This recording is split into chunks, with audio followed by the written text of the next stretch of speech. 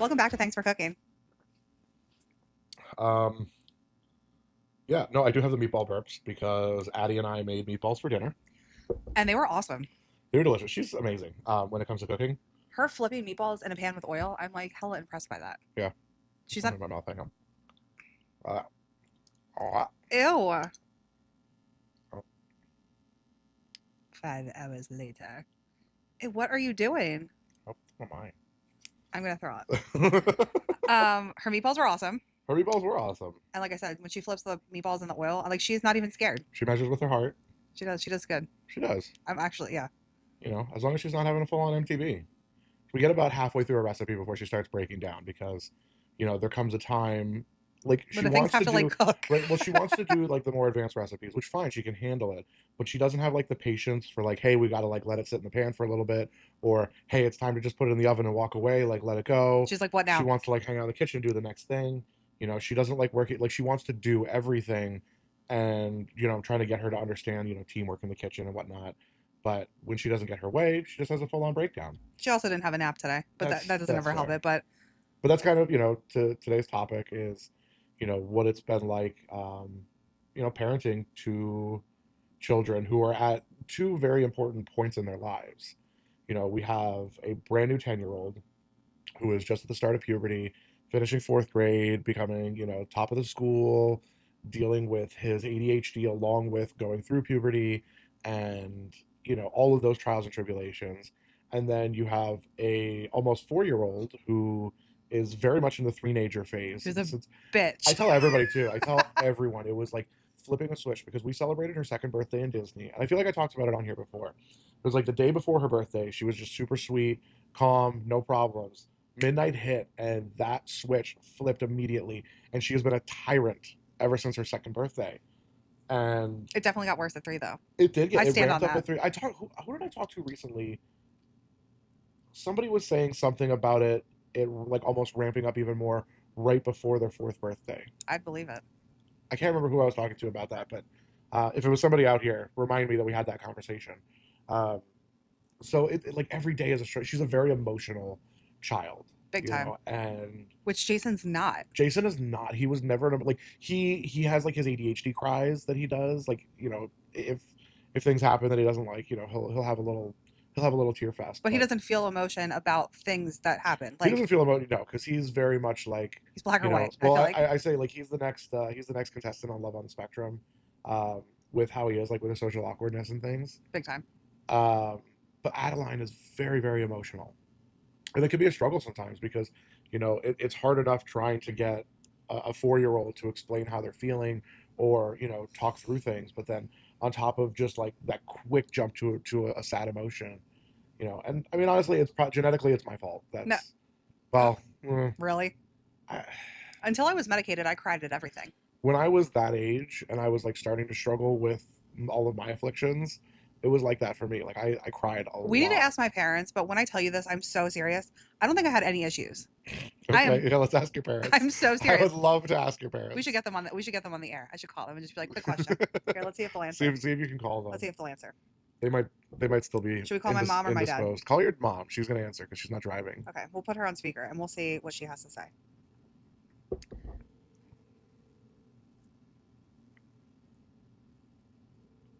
See if she answers. I'd be surprised if she didn't, but really, she'll end up calling back at an awkward time. Robin. All right, Robin. Unbelievable. Let's see if my dad answers. If not, but I really just don't think like the problems I that think I've they're seen. don't double call because then they're gonna think something's wrong. Okay, fine. Yeah. We'll see if they call back. Um, I stand on that. Like I was just like even tempered as a little kid growing up. I was still like strong willed, but like I don't remember ever being like this or hearing stories about me being like this. I would. It's so funny is like I see like because of the afflictions that Jason has that I had that I'm assuming that Addie will end up dealing with is Jason reacts to some things the same way that I used to react to. Like I never, even to this day, like Christmas Day has never I was never the oh my god jumping around doing backflips kid for these presents. My older brother was. Really? You know, I was never the, you know, like Jason does like the fake pass out thing or whatever. Like I was never that person. And The like fake pass out. even to this day, like I internally like I enjoy the day. I you know, I enjoy being with the family and receiving You're and not gonna giving scream gifts and over a stuff. gift. I never did You that. cry though. I cried. I cry a lot, and I you know still do. Um, and that was kind of always like my go-to emotion. But you know, my parents kind of broke me, so there's that too. And I feel like I try not to get aggravated with Adeline crying so much because I remember my own father just like it was just that whole like why are you always crying? And I couldn't explain it. Like I couldn't explain it until I was finally diagnosed with depression. That they, you know, and again, this was my mom and my dad constantly fighting because my mom knew that I had depression even at a young age, Uh-huh. and my dad never like wanted to do anything about that.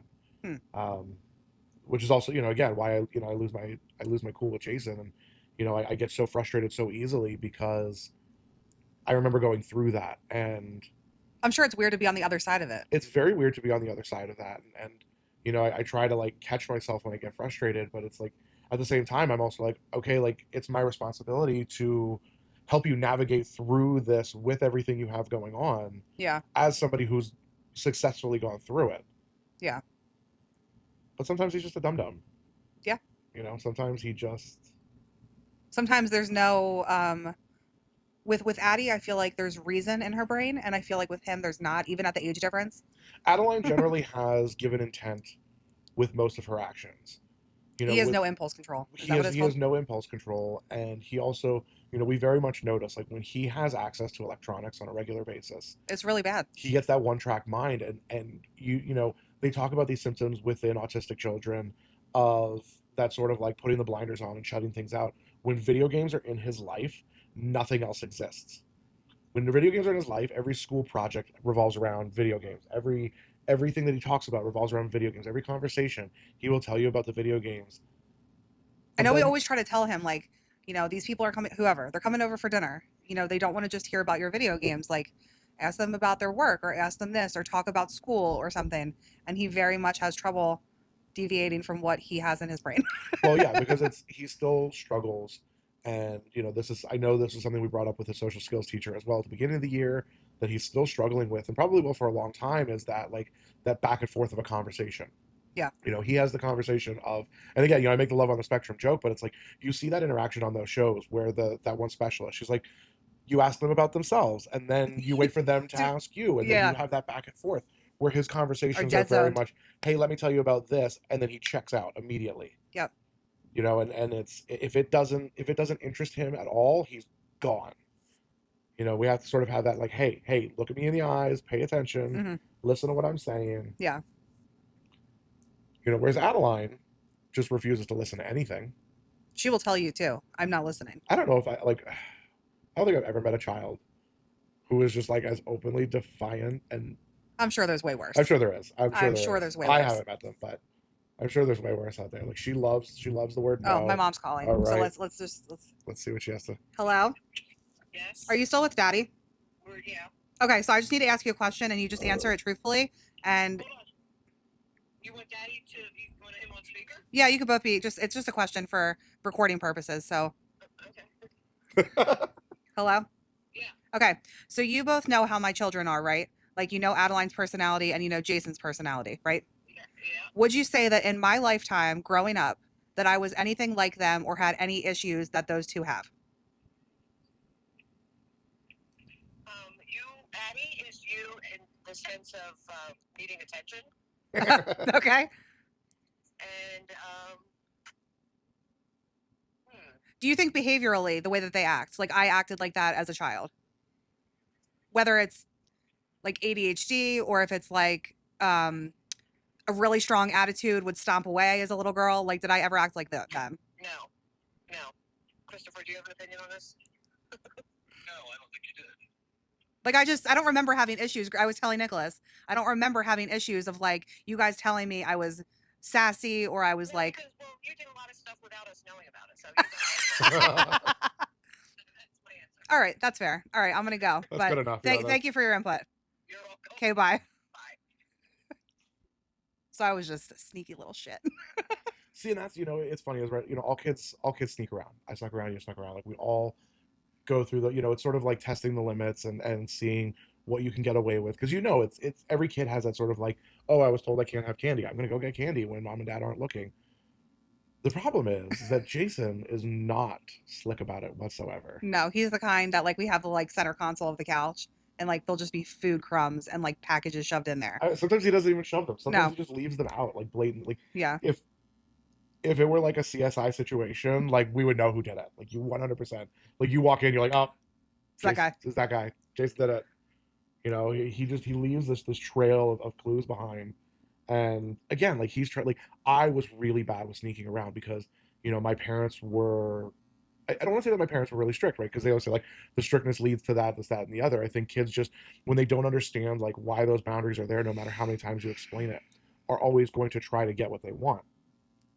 My parents were very strict about things. Specifically for me, it was like food, right? And why I have like all the eating disorder issues that I have, because my parents would like cut me off and I was still hungry and like all this stuff. And I would sneak out in the middle of the night and just like be chomping on a brick of butter or whatever, because that's all I could find on the It's counter. horrible. Um, and they would find it. I was never smooth about it. When the butter block has a bite mark in it, it's the fat kid. Yeah. I'm curious. So I feel from my experience that Jason was the easiest baby, easiest toddler, easiest until about 5. And then he became crazy Jason. And then Addie is crazy now. So I'm hoping that Well, and it flip was when Addie flops. came along. Yeah, I mean, yeah. he very much like, again, he was the little prince. He was the first grandchild, and now Well, like I told you. as an intent, because he always has been an attention Oh, seeker. yeah. Even before Addie came along, and you know, again at that age of 5, like all of a sudden he went from being like The one and relatively only. but also relatively independent. Yeah, yeah. We had worked a lot on his independent play, and getting him to stop following us around everywhere. That was a whole thing. And then now all of a sudden it's like that attention has shifted, especially with the baby at home. Again, especially with my work schedule and everything there. But again, the autism and ADHD play into that, because we could spend an entire weekend with just him. We could put all of our time and energy and effort into being with just him and doing all these great things. And at the end of the weekend, it's kind of like, well, what are we doing next? Like, what's the next thing? Yep. And not that sort of appreciative, like, hey, cool, like that part of me has been satisfied for a little bit, and we That's can when it go about becomes it. hard because I feel like we always think that we suck Right. because we're like, we do so much with them or with him and try to make that time. And it's like, I know in his soul, like when it's happening, he's like, this is awesome and he appreciates it. Yeah. But like you said, once it's over, it's like, well, that was nothing. Like, it's just like, Or and it's even hard then, to like, feel. but he also gets to that certain point where he stops thinking. I mean, Yeah. again, where we took him for his 10th birthday, like everything was great. We were all having a great night, and he gets to that point where of comfortability for him, that the inhibitions like start taking over. He can do And whatever he wants and get away with whatever. right, and not realizing that like we were also there for work. Yeah. This was a collab birthday party, and getting him to understand, especially as a 10-year-old, like there's responsibility for this. There's responsibility for your actions along with what we are doing. Yep. I mean, he went and got kicked off the bus with a day and a half of school left, because it's the end of the year, everyone's being crazy, and he let it get the best of him. It's so weird. You dealt with some of this when you were a kid. So you understand and like are looking at it through a different lens than me, where to me I like truly don't get it. Because to me it's like right and wrong. And like I mean my parents will tell you that I made bad decisions sometimes, but for the most part I was just like I went to school, there was no phone calls home about me, like it was just regular. And I just see a lot of his bio data in him. And it's hard to describe from my perspective. The best way I can say is like when I was going through that at his age, and I definitely remember having those. My dad would get down about like, why did you do that? Why? I don't know. I don't know. I don't know. And I don't know if you remember like that in the first few years of dealing with this with him. That was very much his go-to, was that I don't know. And I get it, because for lack of a better term, you kind of like black out in the moment. You're just, again, your inhibitions take over, Well, as I said, like and we there's had that lack of self-control, because that function in your brain is not working. You're not stopping to go, what's the cause and effect here? at all. At It all, at truly all. It doesn't click at all, even in the immediate moment. And that's where like things get scary, because you don't want him to be put in a situation where somebody could potentially get hurt. um I mean, I always put more trust in him than you like to because I believe that he can do the right things. But we did have an incident. I mean, this was at least 6 months ago, maybe the beginning of the school year even, where the office complex called us because he was up at the front of the neighborhood. And we live in a small neighborhood, and I feel like he's safe around here. But he went up to someone and asked them for money because the kids had a lemonade stand, and he gave them his full name and his address. Yep. And he didn't think twice about it. And we had to seriously look at him and be like, "Do you understand why this is a problem? Like, we want to be able to trust you, but like, do you know what's correct and what you shouldn't be doing? Like, are you serious?" Yeah. And I mean, honestly, like I still had those moments well into like my early 20s. Um, Oh, that's promising. well, exactly. So, and this is an example. This is a story that not a lot of people know about me. I was a senior in high school, and so I was driving to, we were having a nighttime symphony rehearsal or something with the high school, whatever it was. I was driving there, and I was making a turn. So I was going from York Road to Street Road Yeah. with, Archbishop Wood on the left. Mm.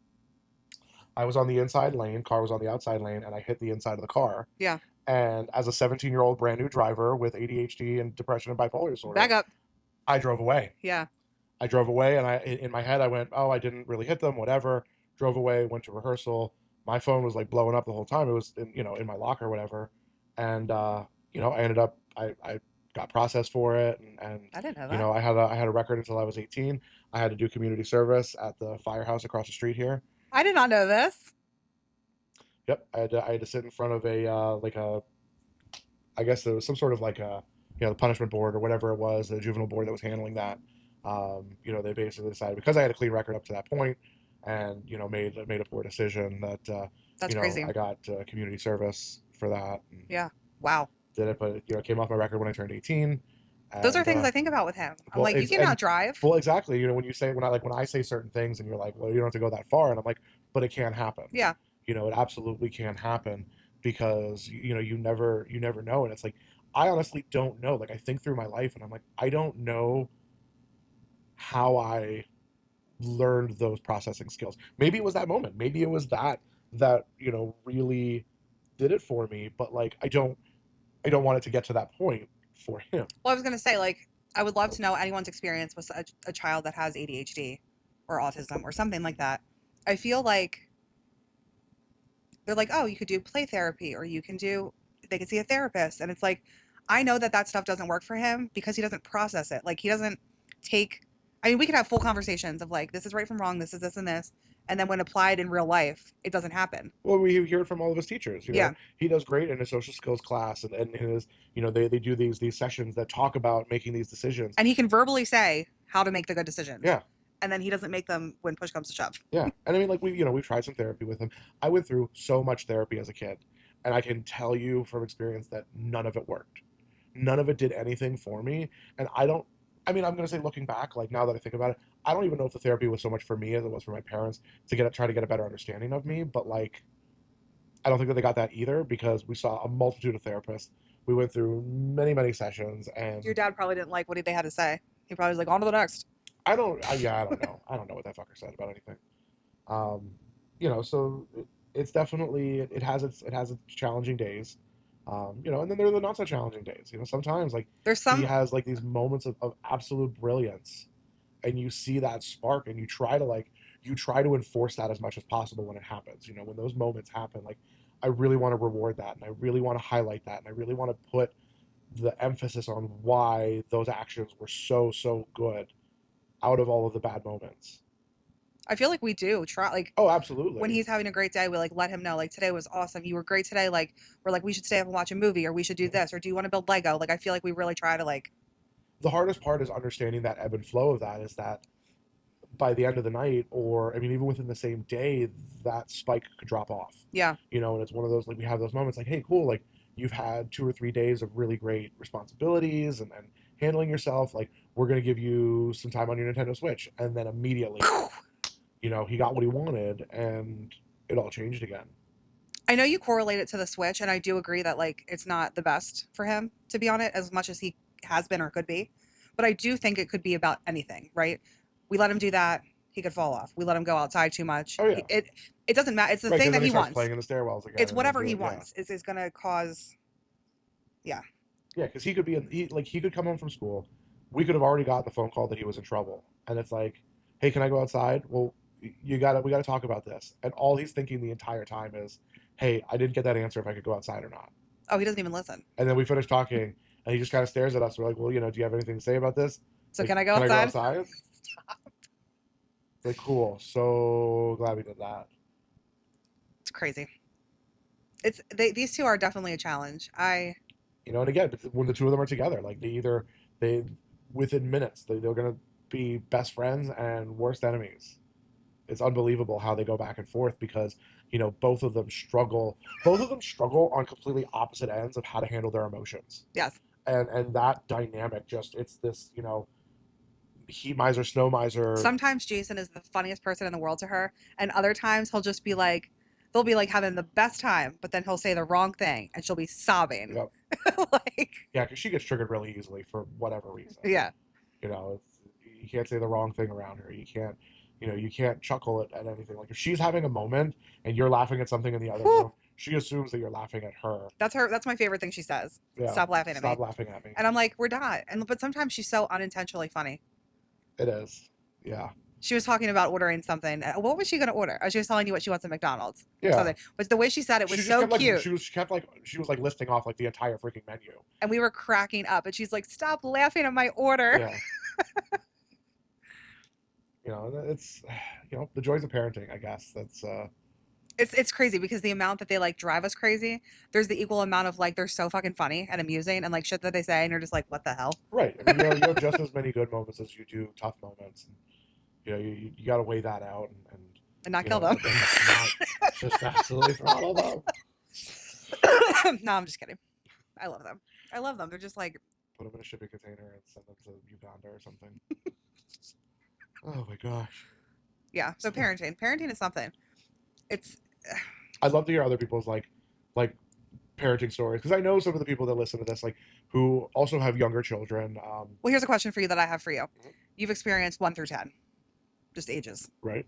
What has your favorite age been so far? Like 1 and 2. Like newborn, right? Like Yeah, you'll take a newborn, right? When but like I remember, and Addie was a crier.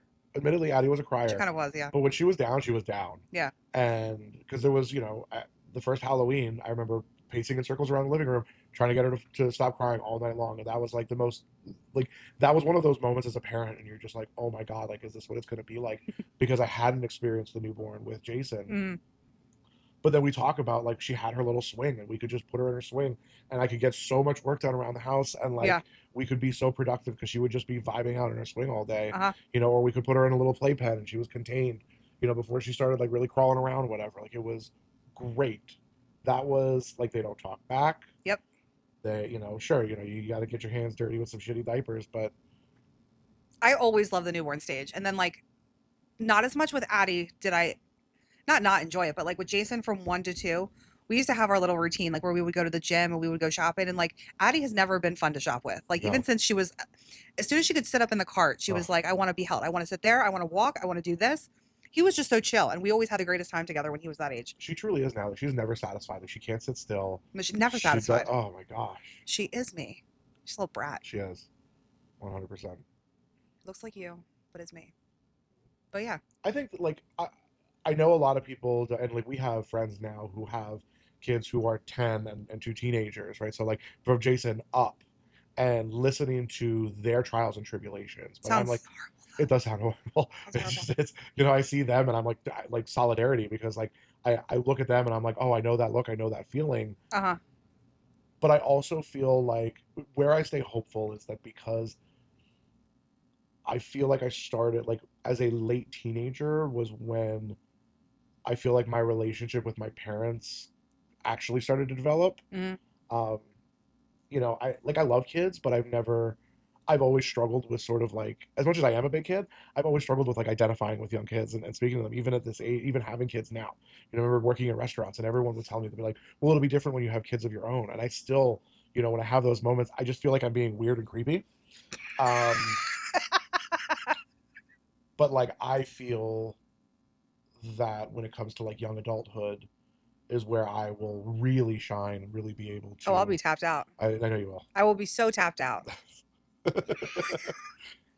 me to buy Jason deodorant, and I was already tapped out. I'm like, we're not doing this. Oh my gosh. I gotta go. Like, Jason, did you put the deodorant on? Oh, that was funny. Yes. Dad Like, looks at me. He's like, I bet he did I, not even push it up. 10 bucks. Like, I know, and that's the thing is, like, I know how he thinks to the point now. Like, when we ask these questions, I You know the know what answer. the answer is going to be, and I also know what his actions were. So we got him. He wanted the gel deodorant. I use a gel deodorant, and he wanted that one. So he was smart enough to take the seal off. I'm impressed with that, to be But honest. I knew that he wasn't smart enough to push the thing up. Valid. And lo and behold, there it was, a dry ass deodorant stick. So we show him, and again, like it's changing times. They watch the video at school, and you know, conversation that I never thought that I was gonna have to have with anyone. Luckily, I was stuck in Addie's room during that conversation. Let's be honest, I'm gonna have that conversation at least twice. Can you So explain it to me? Because I still don't that's understand why it. I'm gonna be the one having the conversation. I'm gonna have to be the one guiding Adeline through puberty, which I am not an adult enough for that. you're hardly an adult enough For your own problems. problems. All right, listen. You married me. I know. It is what it is. Listen, I still wouldn't trade it for anything. I quit my job to be home more With the us. family. He loves punishment. I do. I came back for this. Remind yourself of that. We love our kids. We do. I would do anything for my kids. Absolutely. They're something. I think everybody has those frustrations, and You ever, like, I know that we all the time, like, we have each other, but we always feel like we are alone. We're like, this is freaking bullshit at times. But then you talk to other people and you're like, okay, we're not alone. Like, Yeah. everybody deals with this shit. It's just weird. It's weird when you're in it. You're like, Yeah. you like black out. Like, so share your stories with us. Share in solidarity, because I think that I do feel that it's like parents love to, like, we all get together and we all kind of like, commiserate. but we commiserate, we joke and we bitch and we complain and this, that, and the other. But I feel like as parents we need to have more like constructive conversations, and not, feel free to have those conversations without feeling judged or anything like that, and just sort of like talk and brainstorm and vent, and not feel guilty having these feelings about parenthood and about your children's actions. It's all children are going to do this, all parents are going to deal with this, and I think that, like, as parents we all need to just feel more comfortable, not just commiserating, but you know feeling almost like emotionally vulnerable to our situations that we're dealing with. It was very deep of me. I was following. I got it. We're good. Yeah. I heard you. I agree. Yeah. So on that note, Do we think our kids are awake listening to this? Jason probably is. He was up earlier. Yeah. He's like, I'm not tired. I'm like, well, you're not tired because you're in your bed drawing. Yeah, that wouldn't help. But yeah, leave comments if you can relate to any of this. Leave comments, send us messages. We'd love to hear stories. Maybe if we get enough, we'll do like a little sort of like Dear Abby thing and circle back through. Yeah. But thanks. Why are we doing the peace sign I now? don't know. So that's real quick. I don't know if anybody else has noticed this, but like I'm obviously like I'm on like chef TikTok and chef Instagram. Yeah. And the joke going around lately is like this is the new like chef pose, is like every chef is like doing like the peace sign, like I haven't stumbled on specifically this like yet. this. Yeah, I mean you wouldn't, but All right. you're on a different side of the internet. But Thanks for cooking. thanks for cooking.